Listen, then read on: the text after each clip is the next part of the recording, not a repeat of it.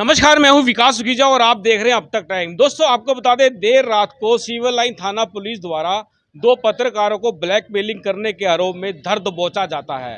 एक को रंगे हाथों पकड़ा जाता है और दूसरे को बाद में गिरफ्तार कर लिया जाता है। इस मामले के अंदर पुलिस ने भी पीसी करके पूरे मामले को खोल के रख दिया है। अब बात करें तो दोस्तों, मेरे साथ जुड़े हुए हैं डिपो एसोसिएशन के प्रधान जुड़े हुए हैं, कोऑर्डिनेटर जुड़े हुए हैं और शिकायतकर्ता जुड़े हुए हैं। सबसे पहले हम शिकायतकर्ता विपिन जी से जानना चाहेंगे पूरा मामला क्या था। विपिन जी, क्या मामला था पूरा? सर, मैं मंगलवार को डिपो पे राशन बांट रहा था। शाम को ये संजय रैना और इसके साथ एक मैडम आती है हेमा, ये दोनों जने आए। पब्लिक खड़ी थी। तुम्हें तेल मिलता है? जिस कस्टमर को तेल नहीं मिलता उन्हें कहते तेल नहीं मिलता, जिन्हें मिलता था उन्हें कहते मिला है।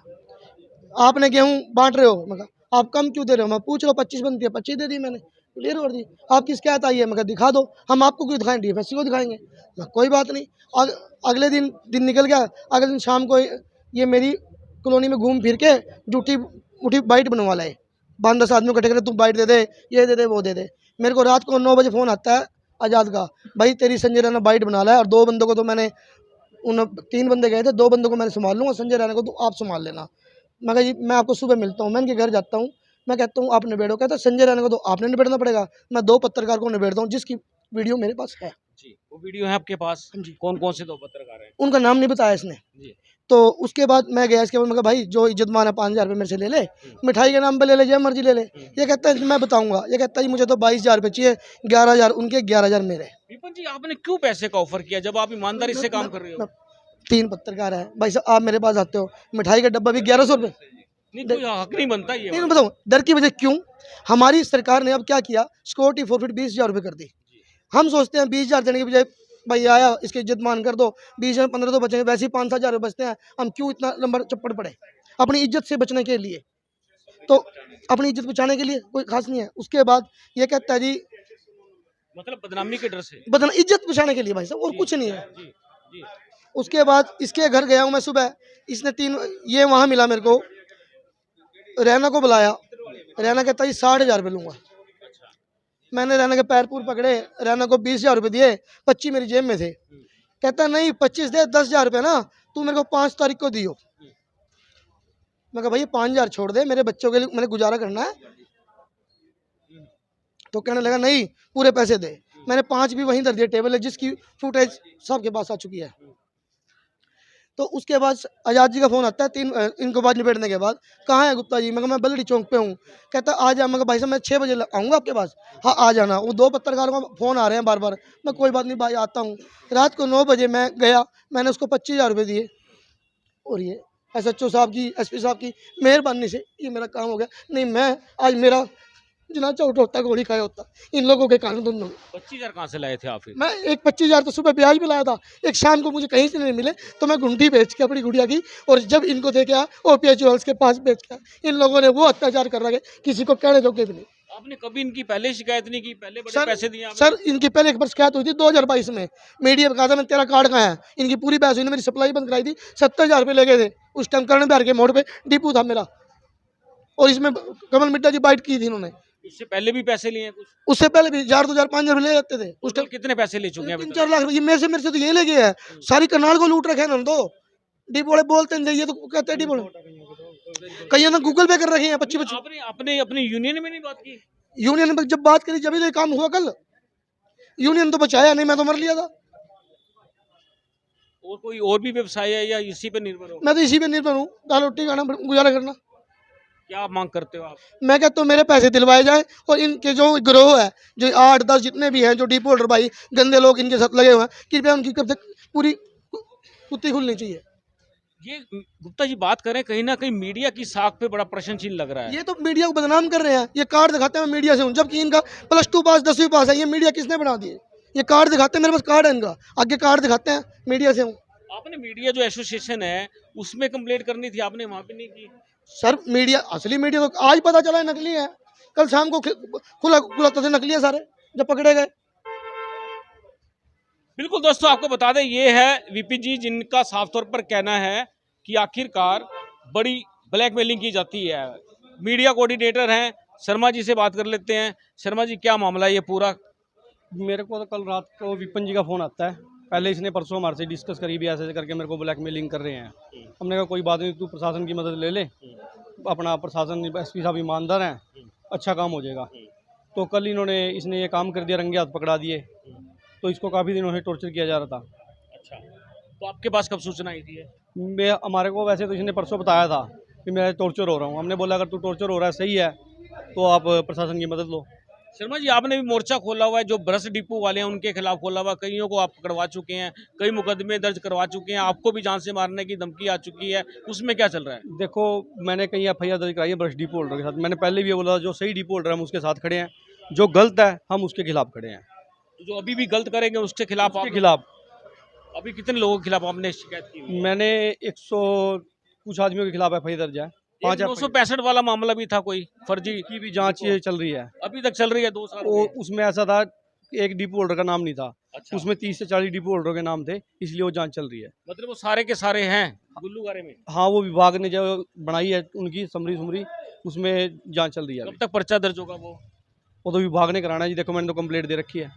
दोस्तों, हमारे साथ प्रधान जी मौजूद हैं, डिपो एसोसिएशन के प्रधान जी। क्या कहना चाहोगे, इतना बड़ा मामला हुआ है ये? कहना तो यही है कि जिस हिसाब से इस आदमी के साथ, हमारे डिपो होल्डर भाई के साथ गलत हुआ है, और इसी तरह से कईयों के साथ गलत हुआ है। राशन बांटने वाली जो बात मैंने कही, जिस पे मुद्दा उठाया, अगर भाई पब्लिक परेशान होगी। पब्लिक परेशान तो तब होगी ना जब हम लोग राशन ना दें। जब तक हमारे साथ इंसाफ नहीं होगा तो अपनी हक की लड़ाई तो हर एक आदमी लड़ना चाहता है। वही हक की लड़ाई लड़ने के लिए मैंने ये आह्वान अपने डिपो होल्डर भाइयों से किया है।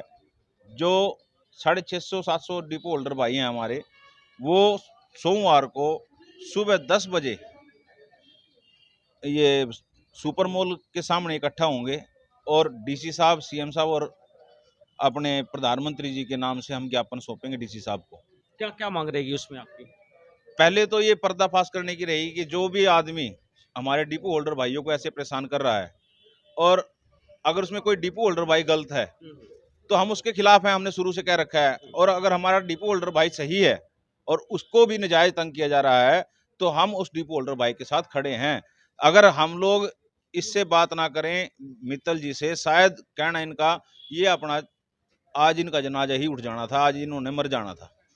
ये तो भगवान की कृपा रही कि पता नहीं कहाँ सद्बुद्धि मिल गई, इन्होंने बात कर ली, इसको समझाया बुझाया कि भाई ऐसा काम नहीं किया करते, गलत काम करना गलत ही होता है। इसलिए आप अपनी सरकार पे विश्वास रखो, अपने एसपी पे विश्वास रखो, अपने महकमे पे विश्वास रखो। तब इन्होंने वो कदम ना चुक के ये कदम चुका है कि भाई मैं पुलिस के पास आया है और उन 2 आदमियों को इसने रंगे हाथों गिरफ्तार करवाया। लेकिन फिर भी कहीं ना कहीं इसके मन में एक खटास है कि भाई कई आदमी उसके अंदर थे, उन आदमियों का नाम क्यों नहीं लिया जा रहा। जैसे अनिल कुमार है, अनिल लांबा, जो पत्रकार बताता है। उसका तो एफआईआर में नाम नहीं है, एफआईआर में नाम नहीं है, लेकिन कहीं ना कहीं प्रेशर है उसका बीच में। उसका प्रेशर कैसे है? उसने तो ये बताएं उसने बात की है, कहीं ना कहीं से बात आई है, मित्तल जी से भी बात हुई है, तो मित्तल जी ने उसी हिसाब से उसका नाम रखा है कि भाई अनिल लांबा भी बीच में हो सकता है और है भी। जांच का विषय क्या? जांच का विषय है। 2 पत्रकार का नाम ले रहा है, नाम नहीं बता रहा। 2 बंदे हो रहे हैं, उसकी वाइट है, वीडियो है। मैं 2 बंदे हैं, उनको मना लूंगा मैं। लेकिन आप अनिल लांबा का कैसे नाम? अनिल लंबा का नाम साहब को ने मैसेज किया है हमारे। अच्छा, मैसेज आपके पास आए हुए हैं? हाँ, तो क्या अब शर्मा जी क्या कार्रवाई की मांग करोगे? कार्रवाई, जितने भी ये दोषी हैं इनके खिलाफ सख्त सख्त कार्रवाई होनी चाहिए, और जो भी सरकारी तंत्र या जो भी सभाएं हैं, जो भी आदमी हमारा साथ देगा हम उनके साथ हैं। जो भी राजनीतिक दल हमारा साथ इस समय देगा, हमारी एसोसिएशन और हमारा जो डिपो होल्डर समाज है वो उस पार्टी का खुल के साथ देगा। मतलब कुल मिलाकर अगर डिपो वाले गलत करेंगे तब भी आप उनके खिलाफ हो, हाँ। अगर सही करेंगे तब भी उनके साथ हो। हाँ बिल्कुल। और दूसरी बात हम कह देते हैं, अगर कोई पत्रकार गलत करेगा तो उसके साथ पत्रकार यूनियन कोई भी नहीं होगी साथ में। ये क्लियर सी बात है। हाँ, ये हम लोग भी क्लियर करते हैं। बिल्कुल, बहुत अच्छी बात की आपने। इसीलिए मैं आपका धन्यवाद करता हूं कि आपने ये बात कही कि भाई आप पत्रकारों के उनका बहिष्कार कर ही देना चाहिए। जो आदमी गलत चलता है ना, उसका बहिष्कार कर देना चाहिए। हमारे यहाँ तो एक सूत्रीय कार्यक्रम है, जो गलत है वो गलत है। आप मेरे जिस टाइम में प्रधान बना था उस टाइम भी आए थे, तब भी यही सूत्र हमने रखा था कि जो डिपो होल्डर भाई गलत है हम उसके साथ नहीं हैं। अच्छा, अभी तक कितने डिपो होल्डर जो गलत थे उनके लाइसेंस कैंसिल हो चुके हैं? मेरे हिसाब से 30 से 35 डिपो होल्डर ऐसे हैं जिन जो गलत थे और उनके डिपो सस्पेंड हो चुके हैं। कोई कानूनी के कार्रवाई खिलाफ कार्रवाई हुई है। कितने खिलाफ? 5 FIR दर्ज हुई हैं, उसमें तकरीबन 10 से 12 डिपो होल्डर हैं। बिल्कुल दोस्तों, आपको बता दें 10 से 12 डिपो होल्डर हैं जिनके खिलाफ भ्रष्टाचार को लेकर मुकदमे दर्ज हो चुके हैं और साफ तौर पर यूनियन का कहना है कि किसी भी भ्रष्ट डिपो वाले का साथ नहीं दिया जाएगा और जो ईमानदार है उसका दिल से साथ दिया जाएगा। और इधर से मीडिया की बात करें तो मीडिया से भी एक बात क्लियर हो चुकी है, कोई भी पत्रकार किसी के साथ गलत करेगा, ब्लैकमेलिंग करेगा, थ्रेट करेगा तो उसके साथ भी पत्रकार समाज नहीं खड़ा होगा। दोस्तों, हम चाहेंगे इस खबर को ज़्यादा से ज़्यादा शेयर कर देना। क्या क्या कहना चाहते हैं? मैं ये कहना चाह रहा था कि अगर कोई भी भाई अपनी शिकायत उजागर करना चाहता है, मेरे माध्यम से करना चाहता है, तो अपने जिला प्रधान को वो बता सकता है या अपने DFSC साहब को बता सकता है, जिससे इन्होंने पत्रकारों ने पैसे ले रखे हैं या किसी ने भी उनसे पैसे लिए हुए हैं या कोई उनको दबाव बना रखा है या डरा रखा है। अगर वो किसी तरह से असमर्थ हैं, मैं उनके साथ खड़ा हूँ, तन मन धन से उनके साथ हूँ। मैं उनको मरने नहीं दूंगा, चिंता ना करो, आपके साथ पूरी एसोसिएशन है। हर एक डिपो होल्डर भाई को यही कहना चाहूंगा कि घबराना नहीं है, डरना नहीं है, रोजगार चलाना है, ईमानदारी से चलाना है। रोजगार बड़ी मुश्किल से मिलता है, सबको पता है, लेकिन ये नहीं है कि दब के ही रोजगार चलता है। रोजगार ईमानदारी से चलता है। बिल्कुल दोस्तों, आपको बता दें बिल्कुल साफ साफ क्लियर बात हो चुकी है। हम चाहेंगे इस खबर को ज़्यादा से ज़्यादा शेयर कर देना और आपकी क्या राय है जरूर बताना। और ये मीडिया कोऑर्डिनेटर कुछ कहना चाहते हैं, क्या कहना चाहते हैं? रात एक डिपो होल्डर ने मेरे को स्क्रीनशॉट दिखाया है, उससे भी इन्होंने 10,000 रुपये ले रखे हैं। किन्होंने? ये जो 2 पत्रकार पकड़े गए हैं, अच्छा, आज़ाद ने। वो किसका है, कौन सा डिपो वाला है वो? वो डिपो होल्डर का हम सोमवार को जब हमारे साथ वो SP साहब से DC साहब से मिलेंगे, उनका नाम भी देंगे, स्क्रीनशॉट का प्रूफ भी देंगे। बिल्कुल दोस्तों, आपको बता दें लगातार शिकायतें बाहर आ रही हैं और हम चाहेंगे इस खबर को ज़्यादा से ज़्यादा शेयर कर देना। आप देख रहे हैं अब तक टाइम। मैं हूं विकास गुजर अपने साथी शिव बत्रा के साथ। नमस्कार, जय हिंद, जय भारत।